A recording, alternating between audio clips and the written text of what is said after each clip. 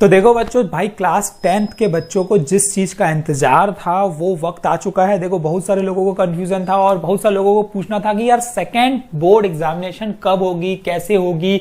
तो पहली बार CBSE second board examination conduct करने जा रहा है और उसकी लेटेस्ट इंफॉर्मेशन देखो, रिलेटेड टू सेकंड एग्जामिनेशन यहां पे आ चुकी है। देखो हमारे चैनल पे देख लो, समझ लो किस तरीके से करना है, क्या प्रोसीजर है, क्या एलिजिबिलिटी क्राइटेरिया है और कैसे अपीयर करना है। तो क्लास 10 के बच्चों पूरी वीडियो देखना, समझ में आ जाएगा। देखो ये सर्कुलर है जो कि 17 मार्च 2026, ठीक है, ये डेट को ये आ गई है। तो देख लो आज की डेट है 17 मार्च 2026 और ये आज की डेट की यहां पे हमारे पास देख लो, ये 17 मार्च 2026, ये इस डेट की हमारे पास देखो नोटिफिकेशन। तो धीरे धीरे नोटिफिकेशन समझते हैं एक एक करके अच्छे से। पूरी नोटिफिकेशन देखो, आपका पूरा क्लियर हो जाएगा कि क्या एलिजिबिलिटी क्राइटेरिया है और क्या चीज दिया हुआ है। देखो सीबीएसई ने क्या कर दिया, सबमिट कर दिया, बोल दिया है भाई submission of list of candidates for class 10 second board examination 2026 किसको किया है, सारे क्लास प्रिंसिपल्स, स्कूल के प्रिंसिपल्स को, हेड को ये मैसेज चले गया है कि अब से आपको क्या करना है, लिस्ट ऑफ कैंडिडेट बनानी है जो सेकेंड बोर्ड देना चाहते हैं। अगर आप देना चाहते हो सेकेंड बोर्ड तो आपको पहले स्कूल में नाम देना पड़ेगा और क्या क्या क्राइटेरिया है वो समझते हैं। ठीक है, चलो एक एक करके समझते हैं। पहले क्या बोलते हैं, पहला, as per the recommendation of NEP 2026 CBSE introduced the two board examination policy notified on June 5th, 2025. Another policy, class 10 will give an opportunity to improve their performance in only 3 subjects during the second board examination scheduled in May 2026. जैसे कि मैंने बताया, देखो अप्रैल में बेटा अब आपका result आना तय है, ये समझ लो आप, तभी मई में एग्जाम होगी। ठीक, सर्कुलर चले गया है। Circular explain all the action needed to taken by schools for the submission of list of candidate for the second board examination. Principal are request to go to the instruction mention, initiate the action according to timely submission of LOC for the class 10 second board examination. तो सारे schools को notification चले गया है कि अब तैयारी करो, चालू करो, लिस्ट ऑफ कैंडिडेट्स बनाओ जो देना चाहते हैं। ठीक, प्रोसीड कैसे करना है समझते हैं। देखो प्रोसीड करने के लिए एक टाइम दिया रहेगा, इस टाइम के बीच में आपको सबमिट करना है। पहले तो आपको पहला फेज, 3 फेज में एक्चुअल में डिवाइड किया गया, तीनों फेज हम समझते हैं। पहले फेज में देखो, पहले आपको नाम देना है। फर्स्ट ऑफ ऑल आपको नाम देना, अगर आप देना चाहते हो तो फर्स्ट, तो ये लिस्ट जाएगी सीधा सीधा सीबीएसई के पास कि इतने बच्चे लोग पेपर देना चाहते हैं और कितने, देखो 18 मार्च मतलब कल से ये ओपन होगी विंडो, 18 मार्च से लेकर 31 मार्च तक, इसके बीच में एक फर्स्ट फेज लिस्ट जाएगी। जैसे ही रिजल्ट आया, ये आपने नाम दिया, जैसे ही रिजल्ट आया अगले दिन से 5 दिन तक, रिजल्ट आने के अगले दिन से 5 दिन तक आपको एग्जामिनेशन फी को पे करना है। कितनी पे करनी है आगे बात करते हैं, लेकिन फिलहाल एग्जामिनेशन फी के लिए सिर्फ 5 दिन रहेंगे। पहले आपको ये फर्स्ट फेज हुआ, लेकिन बहुत सारे बच्चे होते हैं यार कि अभी नहीं देना है मेरे को नाम अभी नहीं देना है, मैं रिजल्ट आने का वेट करूंगा, उसके बाद मैं नाम दूंगा। तो उसके लिए सेकेंड फेज आएगा। कहां से, रिजल्ट आया उसके अगले दिन से आप सोच सकते हो, और अगले 5 दिन के लिए विंडो ओपन होगी जिसमें आपको क्या करना है, एग्जामिनेशन फी देना है एग्जैक्ट अगले दिन से, जिस दिन से रिजल्ट आया अगले दिन से आपको 5 दिन तक एग्जामिनेशन फी पे करनी है। डिसाइड आप आज करो, चाहे आप हो सकता है भाई पेपर रिजल्ट आया उसके बाद आपको सोचने की भाई इंप्रूव करने की जरूरत है यार तो कर देता हूं, तो आपके लिए वो भी चांस है। थर्ड फेज, अब यहां पे थर्ड फेज में ना भाई लेट फीस लेगा। सेकेंड फेज में भी अगर नहीं सोचा यार छोड़ नहीं देता हूं, फिर दिमाग में लगा यार 5 दिन बाद कि क्या होता है, 5 दिन बाद अगर यार मैं एग्जाम दे ही देता हूं यार, तो आपको देनी पड़ेगी लेट फीस, लेकिन 7th day from the date of declaration of result for 2 days, सिर्फ 2 दिन के लिए खुलेगा और 7वें दिन के बाद, ठीक है, मतलब 7वें रिजल्ट के 7वें दिन से। लेकिन अब ये फी भी लेगा भाई, लेट फी लेगा और एग्जाम फी, लेट फी और एग्जाम फी दोनों लेगा।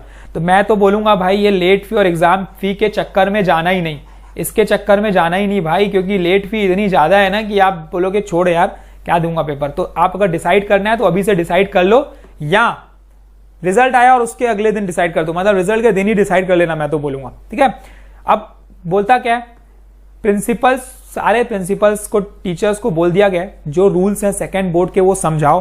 पहला, जो एलिजिबिलिटी क्राइटेरिया वो समझाओ, उसके बाद आप पूरा नंबर लो, सब चीज इंफॉर्मेशन, पूरी प्रॉपर इंफॉर्मेशन दो।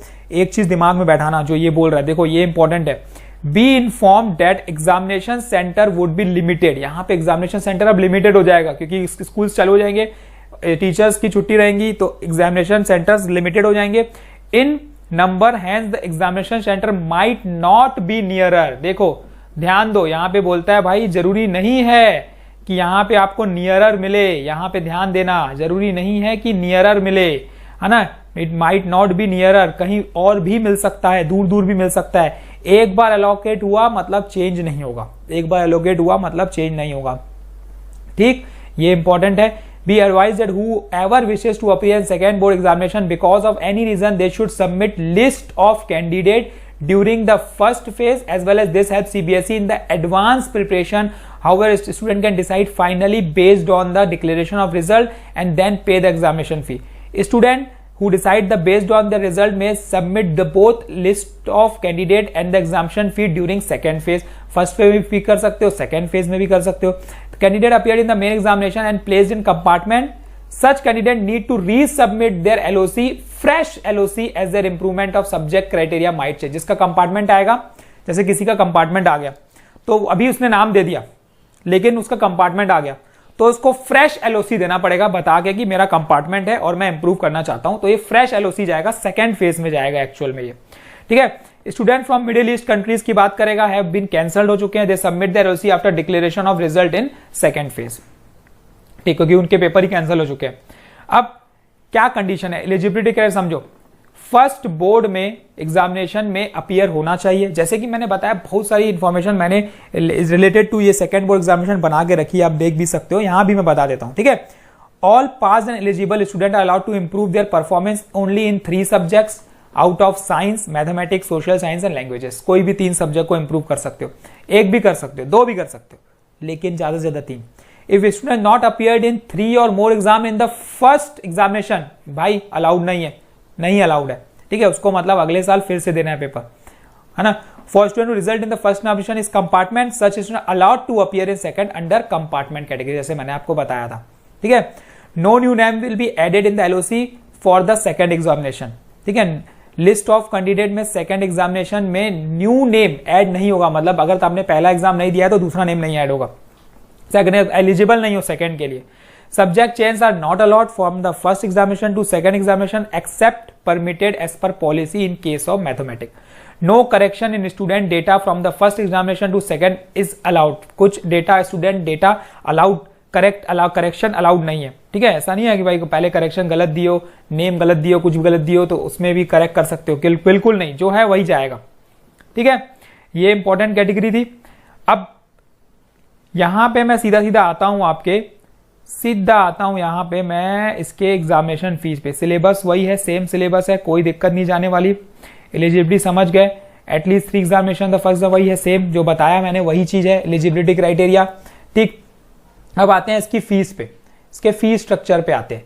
फीस स्ट्रक्चर देख लो, फीस स्लैब देख लो, देखो क्लास 10th स्टूडेंट के लिए नॉर्मल फी 320 रुपए पर कैंडिडेट पर सब्जेक्ट, अगर 3 देना है तो 960 रुपए आपको देने पड़ेंगे, ठीक है। और अगर आप यहाँ पे नेपाल के हो तो आपको 1100 रुपए फीस देनी है, ठीक है। इंडिया के लिए हमें सिर्फ 320 रुपए पे करना है, एक सब्जेक्ट, 3 सब्जेक्ट का 960, यहाँ पे 1100 रुपए पर कैंडिडेट पर सब्जेक्ट और ₹3300 टोटल 3 सब्जेक्ट का। मिडिल ईस्ट अदर कंट्रीज की बात करेगा तो टोटल 2200 पर कैंडिडेट पर सब्जेक्ट है, ठीक है। पे कब करना है मैंने बता दिया आपको कब पे करना है। देखिए यहाँ लेट फी की बात करते हैं, जो भाई लेट फी गलती से भी मत करना, लेट फी 2000 रुपए पर कैंडिडेट लेट फी है, उसके बाद आप 320 रुपए इंटू 3 तो मतलब 960, मतलब टोटल आपको 2960 देना पड़ेगा अगर आप इंडिया में हो तो, अगर 3 सब्जेक्ट का पेपर दे रहे हो और लेट फी दे रहे हो तो ठीक है। तो ये था हमारा क्या फी स्ट्रक्चर, और कैसे पेमेंट करनी है वो देख लो भाई। यहाँ पे इंडिया के लिए debit card, credit card, UPI, net banking सब कर सकते हैं। चालू कब से होगा मैंने बता दिया, लिस्ट ऑफ कैंडिडेट जाएगी पहले पूरी फर्स्ट फेज के लिए। आप देना चाहते हो लिस्ट ऑफ कैंडिडेट, आप स्कूल में दे दो, नाम दे दो, कल से स्टार्टेड है, कोई दिक्कत नहीं है। और फीस आपको पे करनी है, जैसे ही रिजल्ट आया उसके अगले 5 दिन तक के लिए आपको ओपन होगा पोर्टल फी के लिए। आप दे सकते हो। और उसी समय आप second phase, list of candidate second phase भी जाएगा तो आप उस समय भी भेज सकते हो अपना नेम। अभी मत भेज के सेकेंड फेज में भेज सकते हो, वो आपके ऊपर है, अगर जैसे आप डिसाइड करना चाहो तो। एक बहुत अच्छी इंफॉर्मेशन है, अपॉर्चुनिटी है, सीबीएसई ने दी है। फर्स्ट टाइम कंडक्ट कर रहा है भाई सीबीएसई, है ना, देखना चाहता है कि क्या रिस्पॉन्स है, ठीक, इंप्रूवमेंट मिलता है बच्चों को कि नहीं। तो आप बताओ कैसा है ये स्कीम, ये एक न्यू स्टाइल, जो भी बोलो आप, ठीक है। तो थैंक यू, इन्फॉर्मेशन अच्छी लगी तो hit like, share with your friends, और बहुत ज़्यादा जरूरी है तो अपने दोस्तों में जो आपके साथ पेपर दे रहे हैं उनमें भेज ही दो, ताकि सबको पता रहे कि क्या क्या एक्चुअल में है। Thank you and all the very best, practice करते रहना, ठीक है। कोई डाउट है तो you can ask in comment section. Thank you.